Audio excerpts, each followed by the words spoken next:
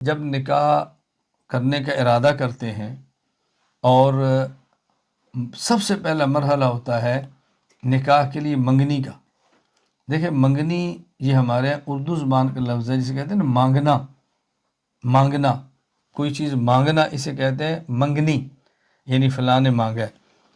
یہ بات ذہن نشین فرما لیں کہ نکاح میں ضروری نہیں ہے کہ لڑکے کے ورثہ لڑکی مانگے.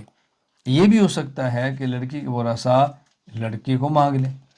یعنی جس طرح نکاح کے لیے لڑکے والے پہل کرتے ہیں تو لڑکی والے بھی پہل کر سکتے ہیں کہ بچہ ہمیں پسند ہے، ہم چاہتے ہیں اسے نکاح کرتے ہیں. اور یہ قرآن کریم سے ثابت ہے. حضرت شعیب علیہ السلام کی جو بیٹیاں تھیں تو حضرت موسیٰ علیہ السلام نے یہ نہیں کہا تھا کہ میں چاہتا ہوں آپ کی بیٹی سے میرا نکاح ہو. حضرت شعیب علیہ السلام نے فرمایا انی اریدو، میں چاہتا ہوں کہ اپنی 2 بیٹیوں میں سے ایک بیٹی آپ کے نکاح میں دو. تو یہاں دیکھو لڑکی والے نے پہل کی ہے. ہمارا کیا ہے، بس اوقات لڑکی بڑی ہو جاتی ہے، نکاح کے قابل ہو جاتی ہے، نکاح کرنا ضروری ہوتا ہے اور نکاح کرنا بھی چاہتے ہیں، کسی جگہ بیٹی دینا بھی چاہتے ہیں، لڑکا اور اس کا خاندان پسند بھی ہوتا ہے، لیکن یہ اندر آر ہوتی ہے کہ ہم کیوں پہل کریں، وہ ہم سے مانگیں، ہم کیوں یہ بات کریں. یہ بندے کو اڑا دیتا ہے. اس ہم کے اندر رہتے ہیں اور بس اوقات اس کا رشتہ کسی اور جگہ طے ہو جاتا ہے تو پھر افسوس کرتے ہیں کہ ہم خود پہل کر لیتے تو اچھا تھا. اب افسوس سے کچھ نہیں ہوگا.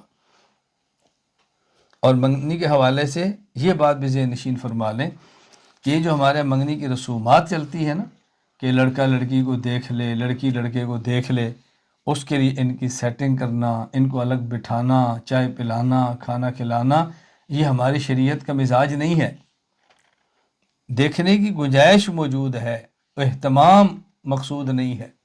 گھر میں کام کر رہی ہیں دیکھ لیں، پانی لے کر آئیے دیکھ لیں، باقاعدہ ان کو بٹھائیں، الگ خلوت ان کو دیں، یہ ٹھیک نہیں ہے.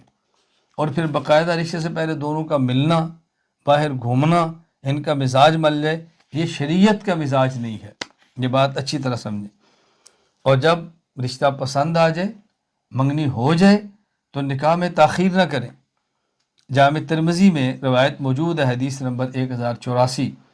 حضرت ابو ہریرہ رضی اللہ تعالیٰ عنہ فرماتے ہیں رسول اللہ صلی اللہ علیہ وسلم فرمایا اذا خطب الیکم من ترضون دین و خلق، جب تمہارے پاس ایسا شخص پیغام نکاح بھیجے تم جس کے دین اور اخلاق کو پسند کرتے ہو، فزوجوہ، پھر نکاح کر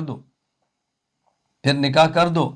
الا تفعلوا تکن فتنة فی الارض و فساد عریض، اگر تم اس پر عمل نہیں کرو گے تو پھر ایسا نہیں کرو گے تو زمین میں فساد ہوگا، فتنے ہوں گے، آزمائشوں کے اندر تم مبتلا ہو جاؤ گے. اب تم اس میں تاخیر نہیں کرنی چاہیے.